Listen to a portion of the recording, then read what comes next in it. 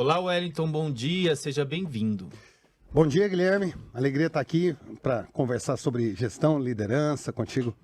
Bom, o CBN Empresas de hoje traz um assunto importante. São as 4 questões críticas em qualquer negociação. O tempo todo a gente está negociando, nas empresas é importante ter esse poder de negociação, né? Seguramente. Tem até um prêmio Nobel dos anos 70 que comentava, né? Que a capacidade de negociação é aquela que mais distingue o ser humano de outros animais.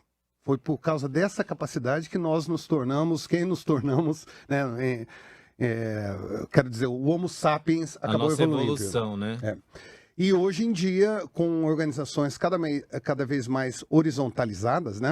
A hierarquia ela perdeu força, não é o cargo que manda. Então, a todo tempo, existe uma necessidade enorme de estar negociando, de estar conseguindo lidar com impasses, né? Com interesses que às vezes parecem ser conflitantes. Por exemplo, um gerente que trabalha, então, na média gestão aí de uma companhia. A maior parte do tempo ele fica gerenciando impasses ou questões com outros gerentes. Ele fica andando pela empresa para fazer isso. Quando não é com outros gerentes, é com fornecedores, com clientes estratégicos, com o próprio diretor direto. Então, a capacidade de negociação ela é crucial.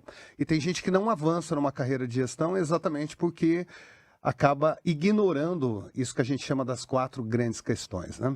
São habilidades que podem ser desenvolvidas. Quais são essas 4 grandes questões? Então, vamos lá, né? A primeira delas, Guilherme, é o seguinte: seja uma negociação simples ou complexa, quem é a outra parte com quem nós estamos negociando? Porque tem situações, às vezes, no meu trabalho como consultor, que eu digo, olha, você está tentando negociar com a parte errada, não é essa parte com quem você deveria estar negociando, não é essa pessoa. Então, às vezes, um desgaste enorme com quem... na verdade, não é o ser em si oponente naquele momento. Não é o interlocutor correto. Isso. E quando a gente responde, inclusive, quem é a outra parte, fica mais fácil também entender, olha, essa pessoa, como que é? Ele é mais conciliatório? Ele é alguém que tenta nos subjugar? Qual é o estilo de negociação desse oponente, que não é um adversário, não é um inimigo, mas é alguém que tem, muitas vezes, um interesse conflitante em relação ao nosso? É importante saber com quem que eu estou conversando, para saber que estilo também adotar. A segunda questão em si é essa, né? Qual é o objeto dessa negociação? A gente está negociando o quê? Em resumo, qual é realmente o ponto? Porque às vezes a questão envolvida ali na negociação é só eu quero ganhar de você, eu quero manter minha posição.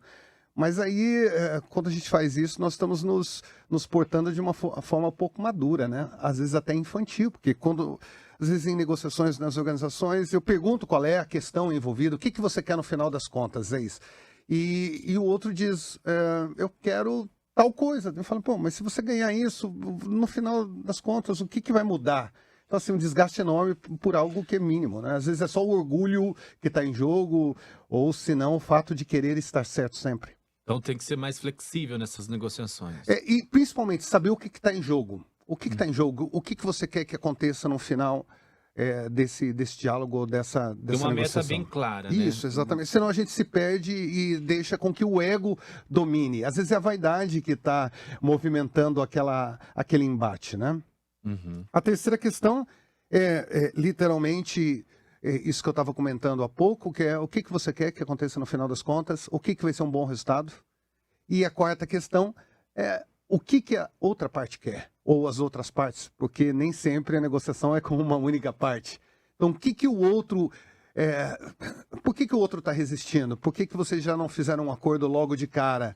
O que vai satisfazê-lo? E às vezes o que também ele quer não tem a ver com uma questão objetiva, é muito mais o ego. O que ele gostaria é simplesmente que nós disséssemos, foi mal, na reunião lá eu peguei pesado, me desculpe aí, mas vamos seguir em frente. E aí a outra parte desmonta, porque o que ela queria é só o reconhecimento de que nós saímos do limite.